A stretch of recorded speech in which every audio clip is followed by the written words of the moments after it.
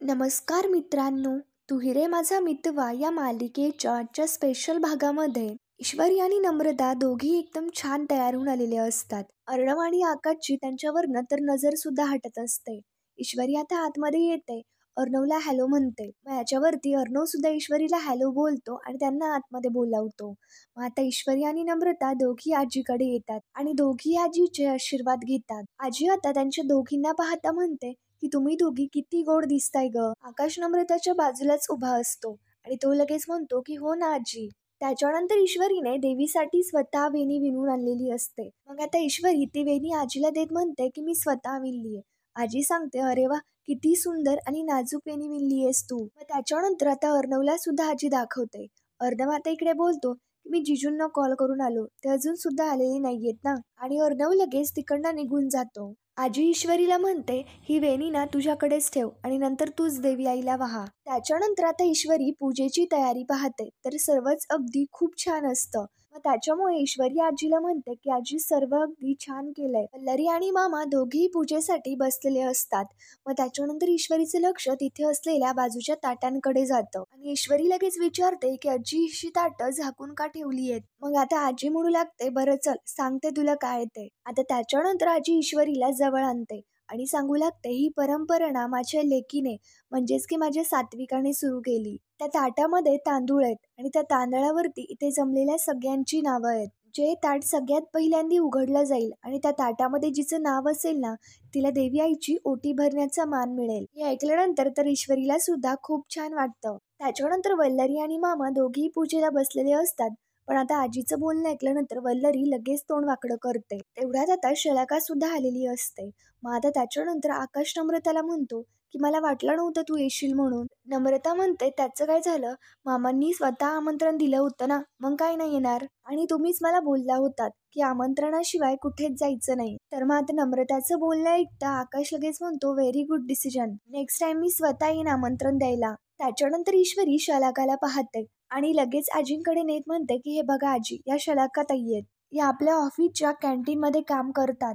तर मग आता शलाकाला पाहता आजीला सुद्धा आनंद होतो. मग त्याच्यानंतर शलाका आजीला सुद्धा नमस्कार करते आणि आजींचे आशीर्वाद घेते. अर्णव सुद्धा शांतपणे ते सगळं बघत असतो. इकडे आता नम्रता आकाशला म्हणते की सगळी सजावट ना छान केलीये. त्याच्यानंतर आकाश बोलतो हो ना, मग आपण एक फोटो काढूयात का. नम्रता कारण विचारते रे आकाश सांगतो की अशीच आठवण. आकाश आता म्हणत असतो आत्ता फोटो काढायचा. तर मग नम्रता आजूबाजूचं वातावरण पाहता म्हणते की आकाश सर आपण पूजा झाल्यानंतर फोटो काढायचा का. तर आकाश आता ओके नो प्रॉब्लेम असं म्हणतो. त्याच्यानंतर आता गुरुजी म्हणतात की विधिवत पूजा झालेली आहे. दरवर्षीप्रमाणे देवी आईची ओटी भरण्याचा मान कोणाला मिळतोय ना आपण ते बघूयात. मग आता मामा लगेच आजीला विचारतात अगं आई सात्विकाईने सुरू केलेल्या परंपरेप्रमाणे आपण पूजा करायची का. तर मग आजी आता हो हो म्हणते आणि मामा खूप एक्साइट असतात की नेमकं कोणाचं नाव निघतं याच्यासाठी. त्याच्यानंतर ते गुरुजी ताटांचं निरीक्षण करतात, एक फूल फेकतात आणि ते फूल एका ताटावरती जाऊन पडतं. सगळेच आता तो सगळा प्रकार पाहता खूप खुश असतात. मामा ते ताट घेतात आणि त्या तांदळावरचं नाव वाचतात तर त्याच्यावरती शलाकाचं नाव आलेलं असतं. आजी सगळे खूप खुश असतात, शलाका सुद्धा खूप खुश असते. पण मात्र आता वल्लरीचं तर थोबाडच पडतं. वल्लरी हे सगळं आश्चर्याने पाहू लागते. आजी आता म्हणते की शलाका बघ, यावर्षी देवी आईची ओटी भरण्याचा पहिला मान तुझा. शलाका आता बोलते आजी तुमच्यासारख्या मोठ्या माणसांच्या घरी देवीची ओटी भरण्याचा मान मला मिळाला, खरं तर हे माझं भाग्यच आहे. तेवढ्यात तिकडनं राकेश येत असतो आणि राकेश शलाकाला पाहता त्याच्या पायाखालची तर जमीनच सरकते. ईश्वरी शलाका हे सगळेच आलेले असतात म्हणून राकेश लगेच त्याचं तोंड बाजूला करून घेतो आणि लगेच तिकडनं बाजूला कोपऱ्यात जाऊन उभं राहतो. आजी इकडे शलाकाला म्हणते अगं शलाका, देवापुढे असं लहान मोठं काहीच नसतं, देवापुढे ना सगळेच सारखे असतात, ये चल पुढे. शलाका मामाच्या हातामधली ओटी घेऊ लागते तर वल्लरी लगेच तेवढ्यात हात समोर करते आणि मोठ्याने ओरडते की थांबा. वल्लरी तर खूपच रागामध्ये असते. सगळेच इकडे आता वल्लरीकडे आश्चर्याने पाहू लागतात. आजी विचारते की वल्लरी काय झालं. तर मग वल्लरी रागातच शलाकाला धक्का देते. शलाका आता मागे खाली पडणार तेवढ्यात तिला ईश्वरी आणि अर्णव दोघे पकडतात. ईश्वरी अर्णव दोघी आश्चर्याने वल्लरीकडे पाहत असतात. आजी लगेच रागात विचारते की वल्लरी काय चाललंय हे सगळं. वल्लरी मात्र सांगते की नाही भरू शकत देवीची ओटी. आजी लगेच कारण विचारते की का नाही भरू शकत, कारण तांदळावरती तिचंच नाव आलंय ना. शलाका सांगू लागते, हो पण ज्याच्या नावाचं मंगळसूत्र जिने गळ्यामध्ये घातलंय तिचा नवरा तर गायबच आहे. शलाका लगेच रडायला लागते. तिच्या डोळ्यातून पाणी येतं. राकेश सुद्धा तिथेच बाजूला असतो आणि त्याच्या सुद्धा कानावरती हे सगळं पडत असतं. वल्लरी सांगते की नवऱ्याने टाकून दिलेली बाई आहे ही. नुसतं तांदळामध्ये नाव आलं म्हणून या नवऱ्याने टाकलेल्या बाईला चैत्रगौरीचा आपण मान द्यायचा का? तर मग आता वल्लरीचं बोलणं ऐकल्यानंतर ईश्वरी अर्णव दोघेही बरोबर बोलतात की का नाही द्यायचा मान. ईश्वरी अर्णव यांच्या दोघांचे एक शब्द झालेले असतात. वल्लरी अर्णवला म्हणते की अर्णव तू जरा शांत राहा, तुला देवाधर्मातलं ना नाही कळत, आणि तसंही तुझा या सगळ्यावरती विश्वास तर नाहीच आहे ना. गुरुजी ओटीचे ताट माझ्याकडे द्या, मी भरते देवीची ओटी. अर्णव लगेच मामीला थांबून घेतो.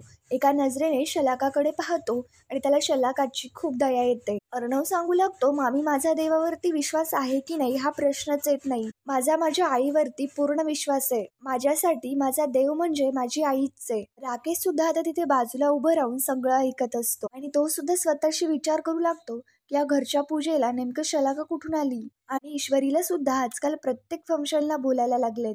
अर्णव इकडे वल्लरीला सांगत असतो, ही परंपरा माझ्या आईने सुरू केली होती आणि तिने जे काही ठरवले ना ते त्याच पद्धतीने होईल. यांनी देवीची ओटी भरावी ही आईची इच्छा आहे आणि म्हणूनच त्यांचं नाव आलं. त्याच्यामुळे देवीची ओटी याच भरतील. वल्लरी सांगत असते, अर्णव बाळा तुझी एक गोष्ट लक्षात येते का? इलाईच्या नवऱ्याने नाकारलंय. अर्णव म्हणू लागतो, यांना यांच्या नवऱ्याने नाकारलंय हा त्यांच्या नवऱ्याचा दोष, मग आपण त्याची शिक्षा त्यांना इथे का द्यायची? वल्लरी मात्र म्हणत असते, पूजेचे काही नियम असतात आणि ते आपण पाळायला नको का?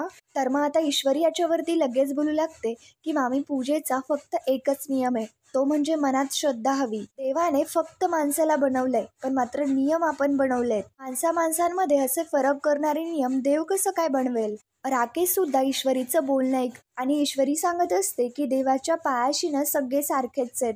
शलाकाला त्रास होत असतो, ती रडत असते.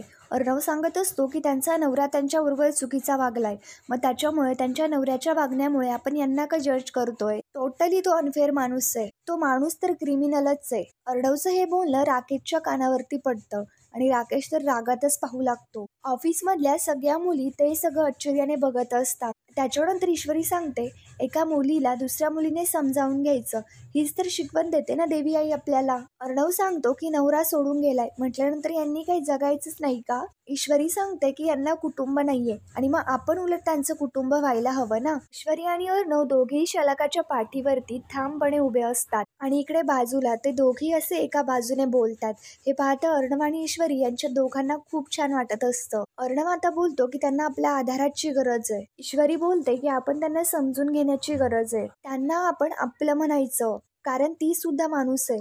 अर्णव आणि ईश्वरी हे शब्द बरोबर बोलतात. त्यांच्या दोघांचंही एकमत झालेलं असतं आणि एक विचार सुद्धा झालेले असतात. हे सगळं पाहता आजी, ईश्वरी, नम्रता, आकाश सगळेच त्यांच्याकडे आश्चर्याने पाहत असतात. लरीचं तर थोबाडच बंद झालेलं असतं. राकेश हे सगळं ऐकतो आणि स्वतःशी विचार करतो की माझी इंदोरी जिलेबी किती काळजी येईल दुसऱ्यांची. अर्णव स्पष्टपणे वल्लरीला सांगतो की ठरल्याप्रमाणे देवी आईची ओटी शलाकाच भरतील. ईश्वरी शलाकाला ओटी भरायला पुढे घेत असते. अर्णवचं हे सगळं बोलणं पाहता वल्लरी आता रागावते आणि लगेच तिकडनं निघून जाते. अर्णव वल्लरीला थांबवण्याचा प्रयत्न देखील करत असतो पण मात्र काय वल्लरी ऐकतच नाही. आजी म्हणते जाऊ दे तिला, तिचं डोकं ठिकाण्यावरती आलं ना की येईल परत. आजी शलाकाला सांगते की ओटी भरून घे आणि मग त्याच्यानंतर गुरुजी त्यांच्याकडे ताट देऊ लागतात. अर्णव आणि ईश्वरी हे दोघेही ते ताट घेतात. अर्णव आणि ईश्वरी आता ते ताट शलाकाच्या हातामध्ये देतात. शलाका खुश होते आणि त्याच्यानंतर देवी आईची ओटी भरण्यासाठी समोर येते. ईश्वरी, अर्णव सगळेच आता खूप खुश असतात. आजी सुद्धा ईश्वरी अर्णवला एकत्र पाहता ती सुद्धा खूप खुश असते. ऑफिसमधला सगळा स्टाफ, आकाश, नम्रता सगळेच खूप खुश असतात. राकेश स्वतःशीच म्हणतो, याला म्हणतात नशीब, माझ्या एका बायकोच्या घरामध्ये दुसऱ्या बायकोला पूजेचा मान मिळाला आणि माझी होणारी बायको मान मिळावा म्हणून लढतीये, दुसरीची बाजू घेतीये. क्या बात आहे राकेश, तू तर मज्जाच केलीस. पण मात्र पुढे काय व्हायच्या आत इथून काढता पाय घ्यायला हवा. त्याच्यानंतर शलाका देवी आईची ओटी भरते. सगळेच हात जोडून उभे राहतात. ईश्वरी सुद्धा हात जोडते पण अर्णवने हात जोडलेलाच नसतो. तर ईश्वरी लगेच अर्णवला खुणावून सांगते की सर हात जोडा. तर मग ईश्वरीच्या सांगण्याप्रमाणे अर्णव लगेच हात जोडून उभं राहतो.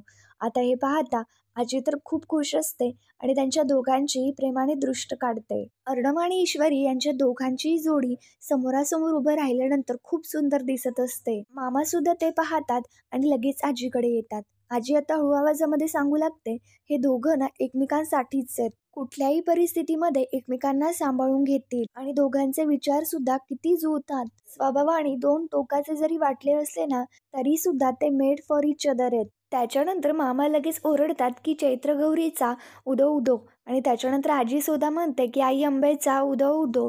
सगळेच आता जय जयकार करतात आणि खूप खुश असतात. त्याच्यानंतर शलाका, ईश्वरी आणि ऑफिसमधल्या काही मुली बरोबर असतात आणि तेवढ्यात बाहेर अर्णव सुद्धा फोनवरती बोलत असतो. ते सगळे आता घरी निघालेले असतात. अर्णवला पाहता ईश्वरी म्हणते की शलाकाताई मी जरा आलेच आणि ईश्वरी लगेच इकडे अर्णवकडे येते. ईश्वरी अर्णवला म्हणते की सर शलाकाताईला आज जर पूजा करायला मिळाली नसती तर त्यांना वाईट वाटलं असतं. तुम्ही त्यांच्या बाजूने बोलून एकदम बढिया काम केलं. खरंच तुमचे खूप खूप थँक्स. तुम्हाला मनापासून थँक्स. अर्णव आता बोलू लागतो की नाही मला थँक्स नको म्हणू. मला जे योग्य वाटलं ना तेच मी करतो. आणि जर माझी आई असती ना तर तिने सुद्धा हेच केलं असतं. अर्णव त्याच्या आईला घेऊन लगेच इमोशनल होतो आणि ईश्वरी लगेच विचारते की सर तुम्ही तुमच्या आईच्या खूप क्लोज होतात ना. अर्णव तर शांतच राहतो. ईश्वरी विचारते की सर कशी होती तुमची आई. मला खरं तर खूप आवडलं असतं त्यांना भेटायला. ईश्वरीच्या या बोलण्याने अर्णव इमोशनल होतो. त्याच्यानंतर त्याला त्याच्या आईमध्ये घडलेले लहानपणीचे प्रकार आठवू लागतात. त्याला ते त्यांचे आवाज ऐकू येऊ लागतात. त्याला त्याच्या आईचा आवाज ऐकायला येत असतो. अर्णवच्या डोळ्यातून टपकन आता पाणी गळतं आणि जेव्हा त्याची आई गेली तेव्हाचा सुद्धा प्रकार अर्णवला आठवतो. तेवढ्यात नम्रता आणि आकाश येतात. नम्रता ईश्वरीला म्हणते की चल ईशू आपण निघूयात. ईश्वरी सांगते की हो मी सुद्धा काय बोलत बसलीये. उशीर जर झाला तर आत्ता चिडेल उगाच. अर्णव तर शांतच असतो आणि ईश्वरी अर्णवला म्हणते की सर मी येते. ईश्वरी आकाशला सुद्धा बाय बोलते आणि शलाकाला म्हणते की शलाकाताई चला. आणि अर्णवचा निरोप घेऊन ईश्वरी, शलाका, नम्रता सगळेच तिकडनं निघून जातात. पण मात्र अर्णव मात्र शांतच असतो. आकाश लगेच विचारतो काय रे दादा काय झालं. अर्णव म्हणतो आई कशी होती तुमची असं विचारलं तिने मला. मला आधी असं हे कोणीच नाही विचारलं. आणि मग त्याच्यानंतर आकाश सुद्धा याच्यावरती शांत राहतो आणि तो सुद्धा आश्चर्याने अर्णवकडे पाहत असतो. अर्णव तर आईला घेऊन फुल इमोशनल झालेला असतो. तर मग मित्रांनो पुढील भागामध्ये आपण पाहणार आहोत ईश्वरी गडबडीमध्ये तिची पर्स विसरून गेलेली असते.